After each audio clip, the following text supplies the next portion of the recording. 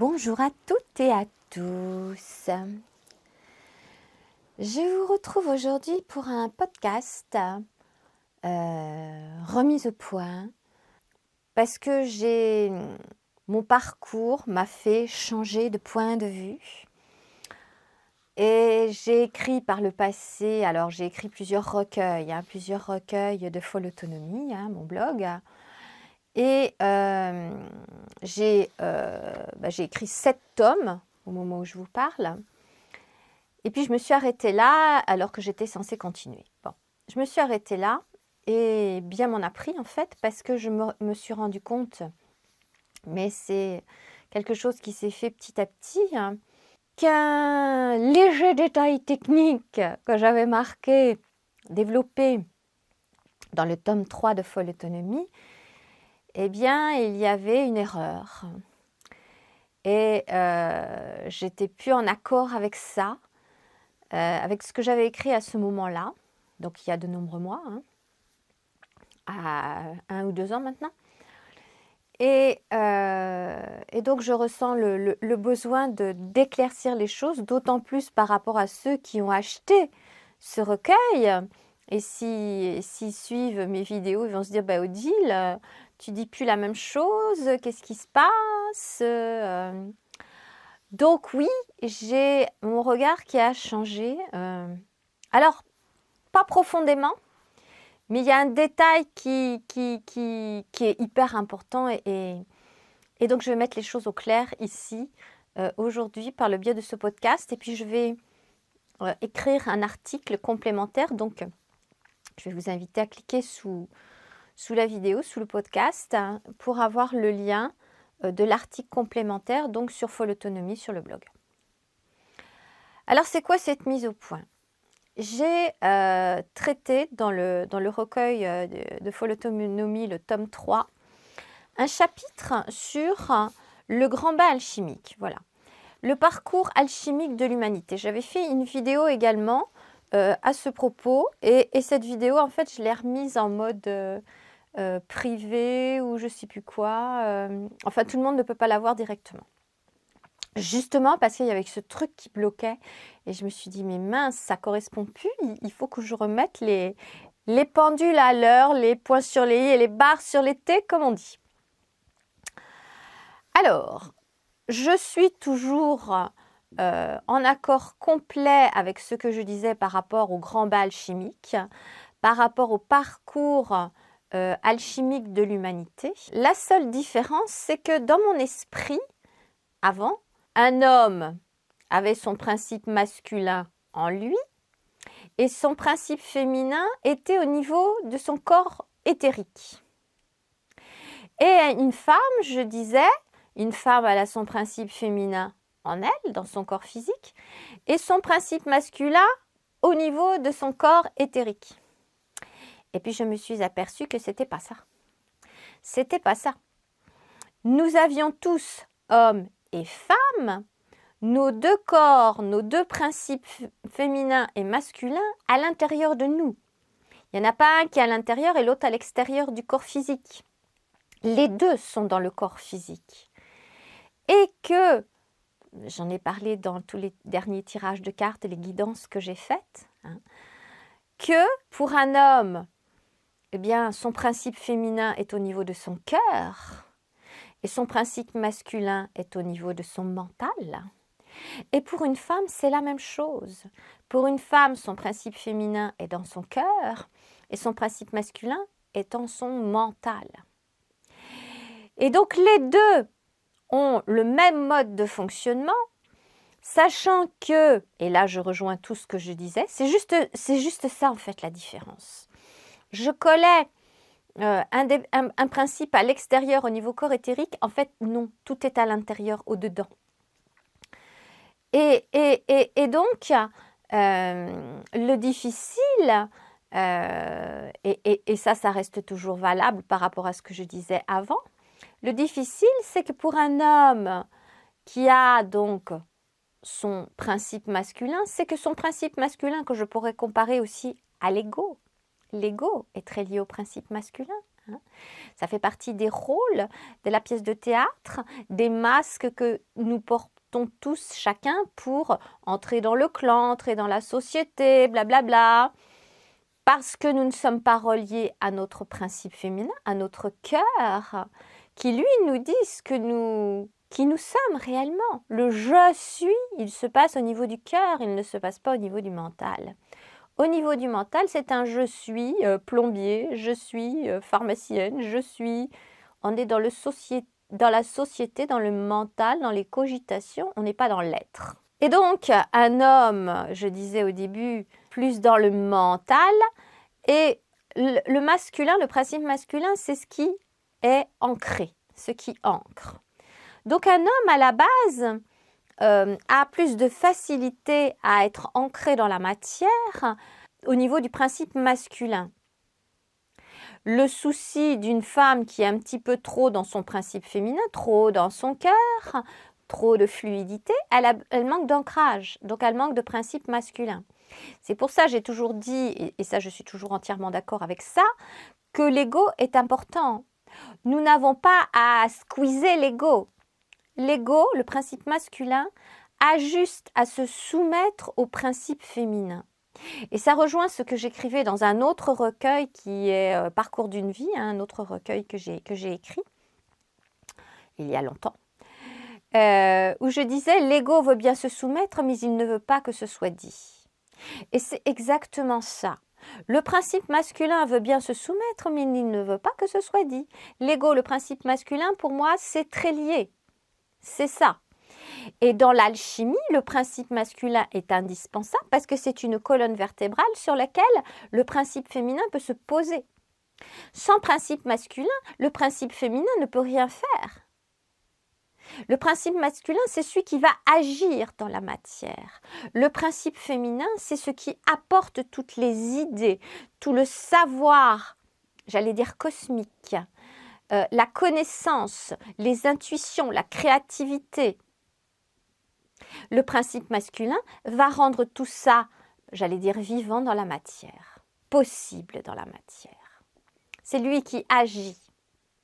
D'où l'importance d'avoir un bon équilibre, un bon alignement, je passe mon temps à dire ça, avec le principe féminin et le principe masculin. C'est les pieds sur terre, la tête dans les étoiles. Écoutez notre cœur, les décisions viennent du cœur. Pourquoi? Parce que le cœur est relié à l'âme et relié à la source. Et le mental, lui, il est là pour agir sur la terre ferme, le plancher des vaches, dans la matière. Lui, c'est le second du navire, du corps physique. Et donc, c'est juste ça ce que j'avais besoin de repréciser, parce que, en fait, mon erreur avant était dans le fait de penser que, le principe masculin pour une femme, c'était au niveau du corps éthérique, et le principe féminin pour un homme, c'était au niveau du corps éthérique. Et non, en fait. Et j'ai compris mon erreur. Alors, si vous me suivez, vous savez que j'ai fait il y a plusieurs mois maintenant, séance d'hypnose régressive assistée. Et puis, je suis différentes personnes qui font des séances d'hypnose régressive assistée, qui font des enquêtes. C'est juste passionnant tout ce qu'ils font. J'ai déjà mis en lien des groupes ou des personnes, le collectif au sol, Mathieu Monade, etc. Clarisse et Franck, c'est avec eux, moi j'ai fait ma séance.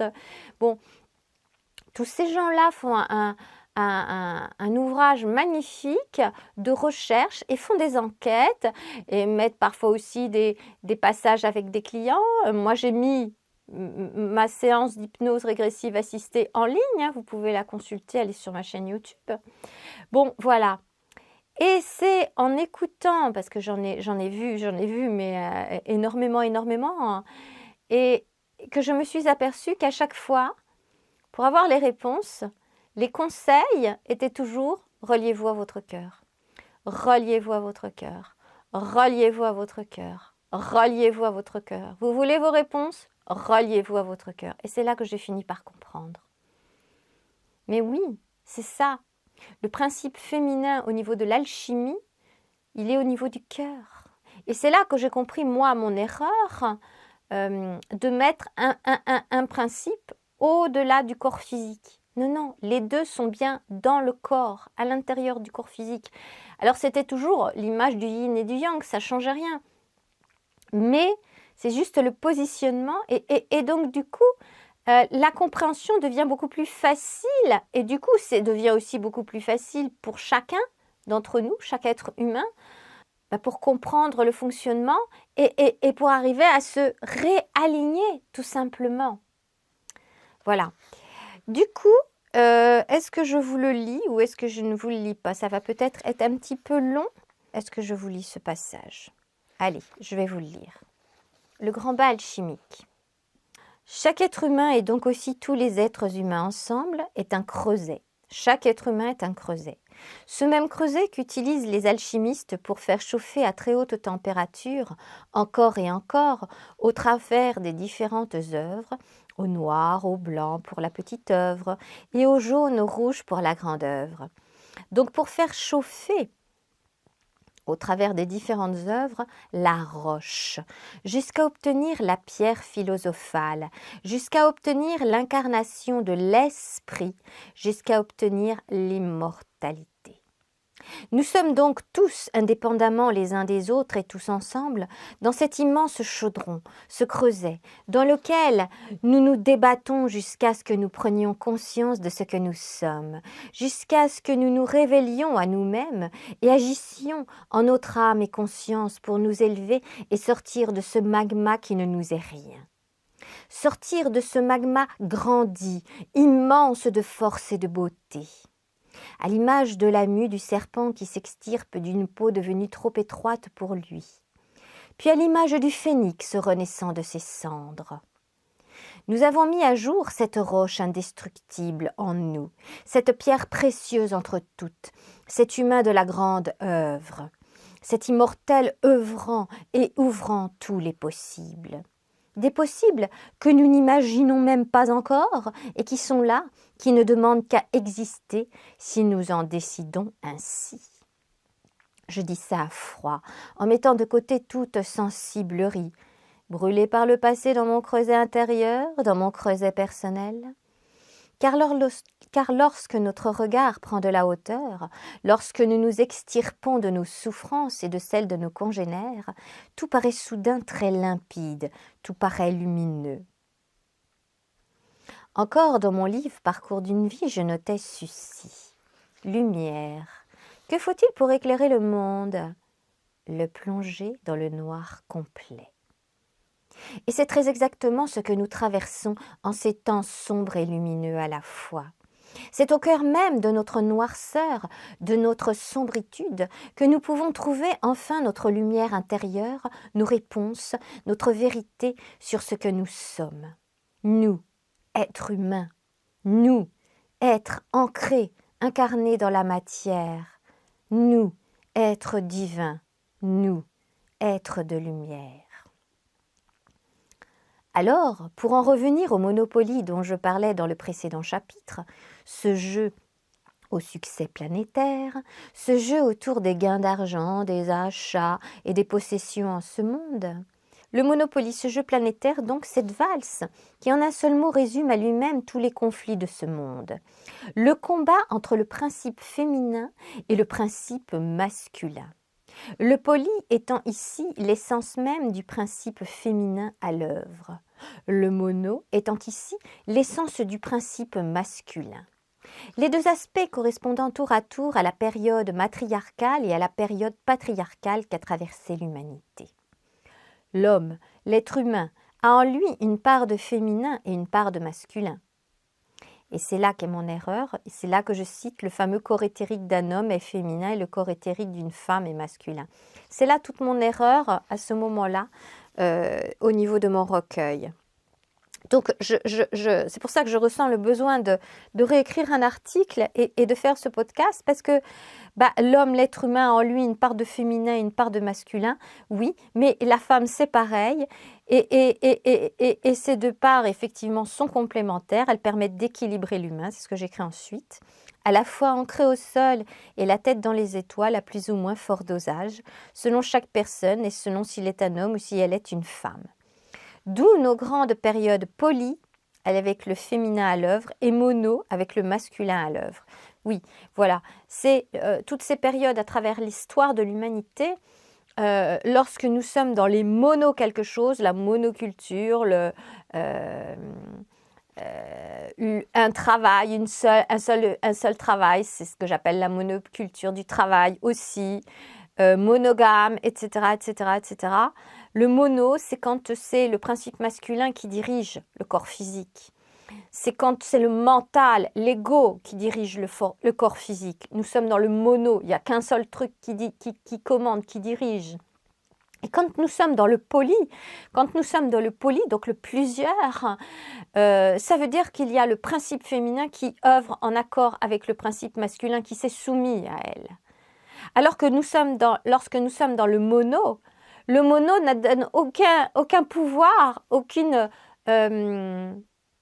j'allais dire presque raison de vivre au cœur. Oh bah le cœur va compter fleurette, pof, pof, pof, c'est la raison qui importe, c'est la science qui importe.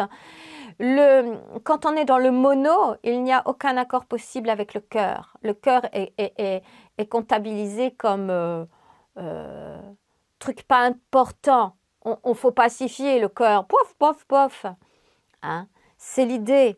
Or, quand on est dans le poly, c'est le principe féminin qui dirige, qui sait les choses, mais qui œuvre en accord avec le principe masculin. Donc, c'est le poly, c'est plusieurs. Le mono refuse le plusieurs. C'est ça le truc. C'est ça qu'il faut que je remette au clair au niveau de mon recueil. Il va falloir que je refasse une correction. Je ne sais pas comment je vais m'y prendre, mais c'est ça que je ressens le besoin d'exprimer ici. Et donc, qu'est-ce qui ancre le féminin? Le masculin, oui. Le soufre en alchimie, l'élément huileux, le fixateur. Et qu'est-ce qui élève le masculin? Le féminin. Hein. Le mercure en alchimie, l'élément volatile, l'alcool volatile, le messager des dieux. Le messager des dieux. Le messager des dieux, le cœur, il est relié à l'âme. Le principe féminin, il est relié à l'âme, il est relié à la source. C'est le messager, oui, à l'intérieur du corps physique. Parce que oui, la corporéité humaine ne se résume pas au corps de chair, mais bien à 4 éléments, dont 3 suprasensibles. Donc l'esprit, l'âme, le corps éthérique, le corps physique, donc vital, charnel, etc. C'est ainsi qu'il est possible de préciser que chez l'homme prédomine le corps physique, le corps astral et le je. Chez la femme prédomine le corps éthérique, le corps astral et le je. Les femmes de tout temps ont toujours été plus facilement accessibles au spirituel car c'est leur élément. Finalement, tout être humain a se transcender, mais plus encore les hommes que les femmes, c'est la légèreté, fluidité du féminin à l'œuvre. Et à s'ancrer, mais plus encore les femmes que les hommes, c'est la pesanteur, le fixateur du masculin à l'œuvre. Donc c'est là, je ne l'ai pas dit, mais je faisais des clins d'œil au masculin éthérique et au féminin éthérique. Et c'est là qu'il y a les choses à recadrer, encore une fois. Hommes comme femmes, nous avons tous notre principe féminin et notre principe masculin en nous. Le principe féminin est au niveau du cœur, le principe masculin, c'est le mental. Donc les points de vue sont forcément différents, cela ne voulant pas dire que l'un est supérieur à l'autre, d'où les nombreuses déconvenues au cours du temps des féministes et des machistes. Et ça, j'en ai déjà parlé aussi dans d'autres vidéos. Du coup, dans quoi sommes-nous engagés en ce moment? Eh bien, dans le processus des noces alchimiques, à savoir un temps d'unification. Quelques précisions encore, dans ce combat entre le féminin et le masculin, bien des incompréhensions, des interprétations ont vu le jour, je vous donne ici la mienne. Par exemple, lorsque les hommes se plaignent aujourd'hui de l'invasion du féminin dans tout, ils ont raison. Et de même, lorsque les femmes se plaignent de l'invasion des hommes dans tout, elles ont également raison. Pourquoi? Comment est-ce possible qu'ils aient tous deux raison? Tout simplement parce qu'à chaque période de l'histoire humaine, lorsque le matriarcat régnait, donc lorsque les femmes avaient le pouvoir, au niveau de la période matriarcale, les êtres humains, hommes et femmes, écoutaient leur cœur, donc écoutaient leur principe féminin. Ça correspondait à la période matriarcale, ça correspondait au poly, je vais vous dire ça comme ça. Et la période où patriarcale, eh bien, on dénigre le cœur et on se concentre uniquement sur le mental. Sauf que maintenant, nous arrivons à cette période. Est-ce que j'en parle un petit peu plus loin? Je parle souvent de ne pas se contenter de regarder le doigt pointé et de voir au-delà, de savoir vers quoi il pointe. Eh bien ici, une fois de plus, c'est exactement ça. Vous trouvez que c'est la pagaille depuis que les hommes ont pris le pouvoir? Qu'il y a bien trop de rigidité dans cette période-là? Dites-vous bien que c'était pour faire bonne mesure avec la période précédente. Vous trouvez que c'était la pagaille à l'époque où les femmes avaient le pouvoir? Trop de laisser-aller, trop de fluidité, trop de souplesse en tout? C'est bien pour ça que la période patriarcale a vu ensuite le jour. Pour mettre un peu de rigueur, de rigidité dans le trop fluide, pour mettre en place une colonne vertébrale en quelque sorte. Oui, mais alors et maintenant? Nombre de femmes se plaignent de toujours être sous la coupe du patriarcat, pendant que nombre d'hommes se plaignent d'être dans une société dominée par les femmes. Plus personne ne sachant qui il est ni ce qu'il fait, enfin pour schématiser. L'exemple type est pour le coup assez marquant étant les histoires de genre et surtout d'absence de genre. Soit la porte grande ouverte à la grande mélasse, je vais dire ça comme ça. Et oui, nous sommes en effet en pleine période de ce qui est nommé la teinture en alchimie et que je viens de baptiser la grande mélasse. Oui, oui, oui, cette période qui lie le masculin, l'élément huileux, avec le féminin, l'élément volatile, l'alcool, après un long combat. Une période qui attend de voir apparaître son sel fixateur, issu de la combustion et qui est un élément indestructible. Pour après encore quelques passages sur le feu, voir disparaître cette mélasse, cette teinture, et faire apparaître la matière première réunissant tous les contraires. C'est l'œuvre rouge, la grande œuvre, c'est l'incarnation de l'esprit. Un nouveau monde s'ouvre à nous. Êtes-vous prêts? Êtes-vous en train de marcher sur ce chemin, vous qui êtes des êtres humains, des êtres souverains? Voilà. Je vous ai lu une grande partie de ce chapitre, pas en entier, hein, j'ai sauté des passages, mais voilà. Donc je suis toujours entièrement d'accord avec ça, ce grand bain alchimique. Oui, bien sûr que nos corps physiques correspondent au creuset alchimique.